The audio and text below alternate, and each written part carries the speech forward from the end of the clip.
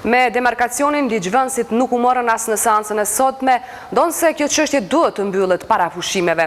Në mungesë korumi, Kuvendi dështoi të miratoj raportin e zyrës së rregullatorit për energjinë elektrike dhe atë për RTK-n. Raporti i ZRE-s përplasi deputetët e pozitës Muhamet Mustafa dhe Shaip Muja. Kishte akuza edhe për raportin e RTK-s për vitin 2015.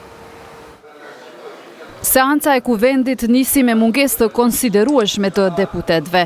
Kështu në pamundësi për të votuar për shkak të kuorumit, fillimisht u zhvillua vetëm debat për pikat e rendit të ditës.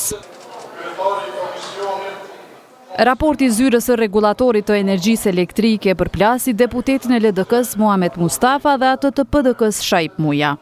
Po më befasoj çështja e kryetarit se një letër që i ka marrë nga sindikata e pavarur e punonjësve të Feronike me datën 29 korrekt 2016, ky komision as nuk u diskutu nga asnjë deputet lidhur me shqetësimet që i kanë cekur sindikata e pavarur e Drenasit. Dhe në pikën e parë ka kërkesën të cilën kërkesë mund të ndërhyjë ZRE-ja dhe ne mund të ndërhyjmë si deputet në bashkëpunim edhe me qeverinë që të shohim një formë të uljes së çmimit të rrymës për kompaninë Feronikeli, sepse rrezikohen këta 900 punëtorë të dalin nga puna. Nuk është problemi i Feronikelit për shkak të rregullatorit, as për shkak të qeverisë Kosovës, as për shkak Kuvendit Kosovës. Komisioni, as Kuvendi Kosovës nuk mund ta korrigjojnë çmimin në bursën e metaleve. Edhe duhet jemi objektiv kur flasim këtu, mos bëjmë këtu marketing politik të lirë, për shkak se dikush i ka votues ata të fillojë ata njerëz që vinë në pozitë të vështirë që na i mirë kuptojmë që na duhet bëjmë çmos, por nuk mund të bëhen të akuzohen institucionet për shkak të situatave që janë jashtë fuqisë së tyre. Gjithashtu jemi të informuar se qeveria në mënyrë intensive ka biseduar me Feroniklin dhe po tenton që të gjejë zgjidhje për këto probleme. Prandaj nuk duhet me shfrytëzu gjithmonë këtë temë që 5 herë, që 10 herë këtu, në mënyrë që me shitni politik të lirë këtu. Me që po thot zoti Mustafa për spekulim politik, udhëheqësi sindikatave të pavarura të Feronikelit është militant i lidhjes demokratike, ndërsa unë jam antar i Partisë Demokratike.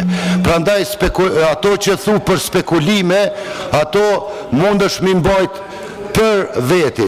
Nuk ka rëndësi për mu as pak përkatësia partijake e as kujt në Kec apo në Feronikel, qose kjo ka rëndësi për dikën tjetër, për mu nuk ka rëndësi. Në debat u përfshi edhe deputeti vetëvendosjes Visa Rymeri, përveç kritikave që ju dha kolegëve të pozitës, ai kritikoi edhe raportin e ZRE-s.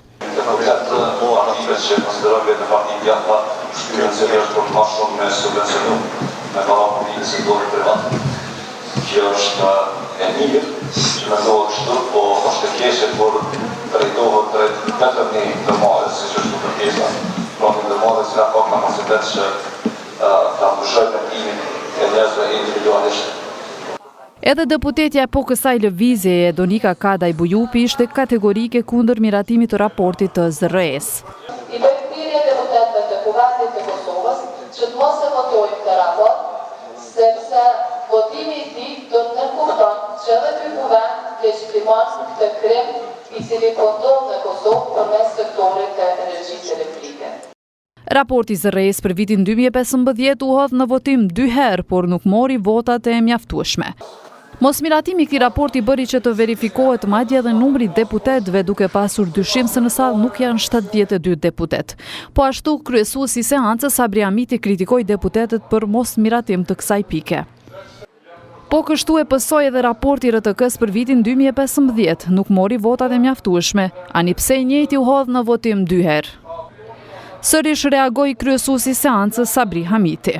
Dhe nuk vlen vetëm për deputet, po edhe për të tjera që ju po zhvilloni çoja se polemika për substanca dhe kur vjen puna e vendosjes ju sini as kundër as abstenim hava. Nuk munguan as vërejtjet dhe akuzat nga ana e deputetëve për punën e televizionit publik. RTK-ja vërtet të punësoj njerëz pak më herë në një numër jashtëzakonisht të lartë, nga ana tjetër vazhdon të blejë programe nga kompanitë e jashtme. Domethënë, kemi një paradoks këtu.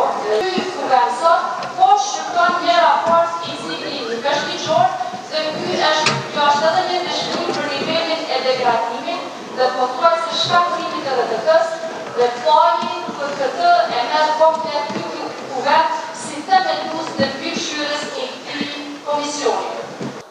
Ndryshe nga dështimi këtyre dy raporteve, deputetët miratuan raportin e KQZ-s për vitin 2015, si dhe iniciativën që 5 shtatorit të shpallet ditë e bamirësisë në Kosovë në shenjë të nderimit të humanistës së madhe shqiptare Nëna Terezë. Kjo ditë kur pritet të shpallet nga selia e shenjtërimi i Nënës Terezë do të jetë tradicionalisht ditë e solidaritetit dhe e bamirësisë ndër ne. I gjithë viti 2016 në Kosovë shpallur viti i Nënës Terezë.